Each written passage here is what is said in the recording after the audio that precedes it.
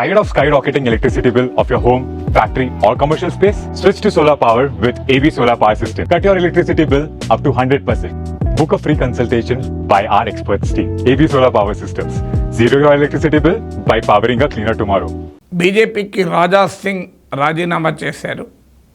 హైదరాబాద్కు చెందిన MLA 2018 elections టైంలోనైతే పార్టీకి చెందిన 5 ఎమ్మెల్యేలు ఇంక్లూడింగ్ కిషన్ రెడ్డి, లక్ష్మణ్ లాంటి వాళ్ళు ఓడిపోయినప్పుడు కూడా ఒకే ఒక్కడు హైదరాబాద్ నుంచి రాజా సింగ్ గెలిచాడు. అంటే ఆయన యునిక్నెస్ అర్థమయ్యటానికి ఇదొక ఉదాహరణ. సో మళ్ళీ 2023లో గెలిచారు. వాస్తవంగా రఘునందన్ రావు దుబ్బాక నుంచి, ఈటల రాజేందర్ హుజూరాబాద్ నుంచి ఎమ్మెల్యేలుగా గెలిచేంత వరకు రాజా సింగ్ ఒక్కరే బీజేపీ శాసనసభ సభ్యుడు. ఆ రోజు కూడా ఇదే వివాదం వచ్చింది. రాజా సింగ్ను ప్రెసిడెంట్ లెజిస్లేచర్ పార్టీ లీడర్ చేయలేక, ఈటల రాజేందర్ను కానీ రఘునందన్ రావుని కూడా బీజేపీ లెజిస్లేచర్ పార్టీ లీడర్గా చేయలేదు. ఫైనల్గా ఎవరిని శాసనసభాపక్ష నేత చేయకుండానే ఆ అసెంబ్లీ టర్మ్ ముగిసింది. మళ్ళీ ఈసారి బీజేపీకి చెందిన 8 మంది ఎమ్మెల్యేలు ఎలక్ట్ అయ్యారు. హైదరాబాద్ నుంచి మళ్ళీ రాజా సింగ్ ఎలక్ట్ అయ్యారు. సో రాజా సింగ్కు ఉన్న ఎలక్టోరల్ విన్నబిలిటీకి ఇదొక ఉదాహరణ. రెండవది, రాజా సింగ్ కమిటెడ్ కోర్ హిందుత్వవాది. అంటే బీజేపీ అవసరాలకు అనుగుణంగా తన కలర్ మార్చిన రాజా సింగ్ ఎప్పుడు మార్చాడు. కలర్ బీజేపీ మార్చినట్టు కనిపించదా, బీజేపీ కలర్ మారుతుంది అని చెప్పలేను. కానీ సందర్భోచితంగా సంకీర్ణ రాజకీయాల అవసరాలు, ఆయా రాష్ట్రాల్లో ఆయా పరిస్థితుల్లో ఉండే పొలిటికల్ కాంటెక్స్ట్ల ఆధారంగా భారతీయ జనతా పార్టీ కాస్త అవసరాలకు అనుగుణంగా అడాప్ట్ అయినా కూడా రాజా సింగ్ అన్కాంప్రమైజింగ్ హిందుత్వవాది, అంటే ఎవరితో రాజీ పడని హిందుత్వవాది. సో ఇది రెండవ ఇంపార్టెంట్ డైమెన్షన్. అందుకే రాజా సింగ్ రాజీనామా చేయడం డెఫినెట్గా భారతీయ జనతా పార్టీకి ఒక పెద్ద సవాల్. మూడవది, జిహెచ్ఎంసీ ఎన్నికలు రాబోతున్నాయి. బీజేపీకి అత్యంత ప్రతిష్టాత్మకం. పార్టీ కొత్త అధ్యక్షుడిగా వస్తున్న రామచంద్రరావు కూడా బీజేపీ సిటీ ప్రెసిడెంట్గా పనిచేసిన అనుభవం ఉన్న నాయకుడు. లాస్ట్ జిహెచ్ఎంసీ ఎలక్షన్స్లో బీఆర్ఎస్ అధికారంలో ఉన్నప్పుడు 48 సీట్స్ గెలిచి అన్ని పార్టీలని బీజేపీ సర్ప్రైజ్ చేసింది. సో ఇప్పుడు కాంగ్రెస్ పార్టీకి భారతీయ రాష్ట్ర సమితికి కూడా సవాల్గా బీజేపీ జిహెచ్ఎంసీలో పోటీ వదలుచుకుంది.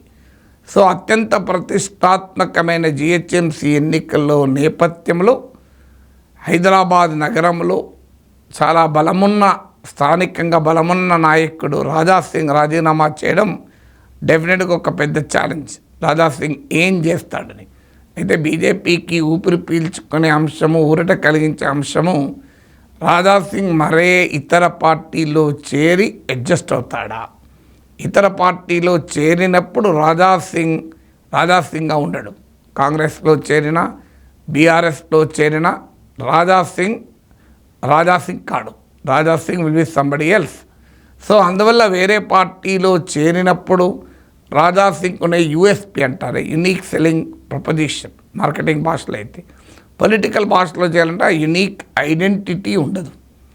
లేదు, రాజా సింగ్ ఏదైనా పార్టీ పెడతాడా, శివసేన లాంటి పార్టీలో చేరి ఆయన ఇక్కడ రాజకీయాలు నడుపుతాడా, ఇవన్నీ కూడా క్వశ్చన్స్గానే మిగిలి ఉన్నాయి.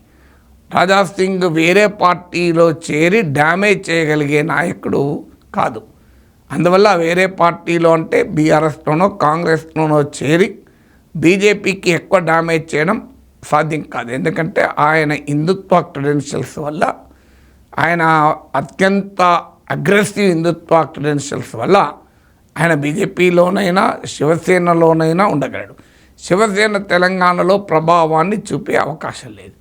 ఆ మేరకు బీజేపీ ఊపిరి పీల్చుకోవచ్చు. తన ప్రత్యర్థి పార్టీలకు రాజా సింగ్ బలం కాడు.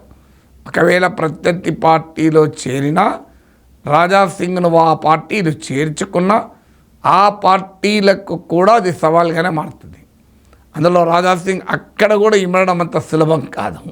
రాజాసింగ్ ఏంటంటే వ్యక్తిగత ధోరణి ఉన్నటువంటి నాయకుడు, వ్యక్తిగతంగా పలుకుబడి కూడా కలిగిన నాయకుడు. అందుకే బీజేపీలో హేమాహేమీలు ఓడిపోయినప్పుడు కూడా ఆయన గెలవగలిగటానికి కారణం అది, ఎందుకంటే సొంతగా క్యాడర్ ఉన్నాడు. ఇక 4వ అంశం ఆయన రాజీనామాకు లేవనెత్తిన కారణం. ఆయన లేవనెత్తిన కారణం ఏంటంటే తాను బీజేపీ అధ్యక్ష పదవికి నామినేషన్ వేయాలనుకుంటే తనకు అవకాశం ఇవ్వలేదు, తనకు మద్దతు ఇస్తే పార్టీ నుంచి తన మద్దతుదారులను సస్పెండ్ చేస్తామని బెదిరించారు అని. సో భారతీయ జనతా పార్టీలో కూడా అధ్యక్ష ఎన్నిక డెమోక్రటిక్గా జరగదు. కాంగ్రెస్ పార్టీలోనైనా అఖిల భారత అధ్యక్ష పదవికి మల్లికార్జున్ ఖర్గే, శశి థరూర్లు పోటీ పడ్డారు బహిరంగంగానే, ఓటింగ్ కూడా జరిగింది. సో ఈవెన్ భారత కమ్యూనిస్ట్ పార్టీ, మార్క్సిస్ట్ కూడా తెలంగాణలో జాన్ వెస్లీ, వీరయ్యల మధ్య ఒక రకంగా పోటీ జరిగింది. చివరి నిమిషంలో వీరయ్య విరమించుకోవడంతో John Wesley party general secretary, state secretary కాగలిగాడు. అందువల్ల కాంగ్రెస్ నుంచి కమ్యూనిస్టు పార్టీల వరకు ఓటింగ్ జరుగుతున్న తరుణంలో ఈవెన్ సిపిఐలో కూడా మనం ఆ డెమోక్రటిక్గా ఎలక్షన్ జరిగిన వాతావరణం చూసాం. భారతీయ జనతా పార్టీలో మాత్రం ఆ డెమోక్రటిక్గా ఆర్గనైజేషనల్ ఎలక్షన్ ఉండదు అని రాజాసింగ్ ఎపిసోడ్ రుజువు చేసింది. పేరుకు ఎన్నిక అని చెప్పినా అది ఎన్నిక కాదు, ఎంపిక, హైకమాండ్ సెలెక్షన్. అందువల్ల హైకమాండ్ నిర్ణయించిన వ్యక్తి మాత్రమే నామినేషన్ వేస్తారు. వేరే వాళ్ళు ఎవరైనా నామినేషన్ వేసినా వాళ్ళు నామినేషన్తో పాటు విత్డ్రాల్ ఫామ్ కూడా ఇస్తారు. సో అందువల్ల ఇది ఓవరాల్గా ప్రెసిడెంట్ ఎన్నిక stage managed, it is not true democratic స్పిరిట్లో జరుగుతున్నది కాదు. ఈ ప్రశ్న బీజేపీకి ఎందుకు అడగాల్సి వస్తుందో, BJP the party with difference అని చెప్పుకుంటుంది కనుక. So it is not a party with difference when it comes to high command culture అని రాజాసింగ్ ఎపిసోడ్ మరొకటి రుజువు చేసింది. ఇక 5వ అంశం ఎంఐఎం ఫ్యాక్టర్. బీజేపీ తెలంగాణలో ఎదగటానికి ఉపయోగిస్తున్న ప్రధానమైన card MIM card.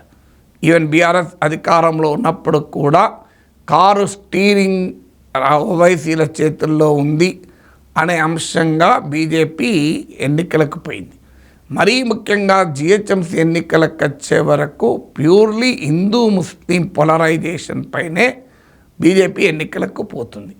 So Hindu Muslim last GHMC ఎన్నికల్లో చూసాం మనం. రోహింగ్యాలు వచ్చారు, హైదరాబాద్ పేరు మార్చడం వచ్చారు. So aggressive Hindutva versus Majlis, anti Muslim, anti Majlis డైమెన్షన్లు ఎన్నికలకు పోతారు. ఈ నరేటివ్లో రాజాసింగ్ దూరం కావడం అనేది బీజేపీకి పెద్ద నష్టం. ఎందుకంటే completely religion based political polarisation ఆధారంగా హైదరాబాద్లో ఎన్నికలకు పోతూ మతవాద రాజకీయాలకు సింబల్గా ఉన్న రాజాసింగ్ను, అది కూడా హైదరాబాద్ సిటీలో ఎంఐఎంతో రోజు ఘర్షణ పడే నాయకుడు రాజాసింగ్, ప్రత్యక్ష ఘర్షణ పడే నాయకుడు. గతంలో మనకు హైదరాబాద్లో నరేంద్ర లాంటి నాయకులు చూసాం. అలాంటి అగ్రెసివ్ నాయకుడు, యాంటీ ఎంఐఎం పాలిటిక్స్లో ఒక బలమైన నాయకుడు బీజేపీకి దూరం కావడం కూడా బీజేపీకి చాలా ఇబ్బంది కలిగించేటువంటి అంశం. ఇక రాజాసింగ్ నెక్స్ట్ పొలిటికల్ మూవ్స్ ఏంటి, ఆయన బీజేపీ ఏ పార్టీ వైపు చూస్తాడు, ఆయనే సొంతగా పార్టీ పెడతాడా, ఆయన జిహెచ్ఎంసీ ఎజెండా ఎలా వ్యవహరిస్తాడు, బీజేపీ జాతీయ నాయకత్వం ఏమైనా రంగంలో దిగి రాజాసింగ్ను ఒప్పిస్తారా? ఎందుకంటే ఆయన యోగి ఆదిత్యనాథ్తో సన్నిహిత సంబంధాలు ఉన్నాయి. ఇటీవలనే తెలంగాణకు కూడా ఒక యోగి లాంటి నాయకుడు కావాలి అని అన్నాడు. సో ఉత్తరప్రదేశ్లో యోగి ఎలాగైతే మోడీ, అమిత్ షాలకు ఒక కొరకరానికి కొయ్య అయిపోయాడో, ఆయన అందువల్ల అనివార్యమై యోగి ఆదిత్యనాథ్ను ముఖ్యమంత్రి చేయాల్సి వచ్చింది. ఇప్పుడు లేకపోతే లోక్సభ ఎన్నికల తర్వాత గ్యారంటీగా మార్చేవారు. కానీ యోగి బ్రాండ్ ఆఫ్ పాలిటిక్స్, ఆయన కూడా చాలా సొంత ఐడెంటిటీ ఉన్న నాయకుడు. సో తెలంగాణలో యోగి బ్రాండ్ ఆఫ్ పాలిటిక్స్ రాజాసింగ్ నడుపుతాడు. అలాంటప్పుడు అది బీజేపీకి ఏ రకంగా మారుతుంది, ఇవన్నీ కూడా ఇప్పటికైతే క్వశ్చన్స్. కానీ డెఫినెట్గా బీజేపీకి తెలంగాణ బీజేపీలో ఆల్ ఈజ్ నాట్ వెల్ అన్న సంకేతాన్ని రాజాసింగ్ తిరుగుబాటు స్పష్టం చేస్తోంది.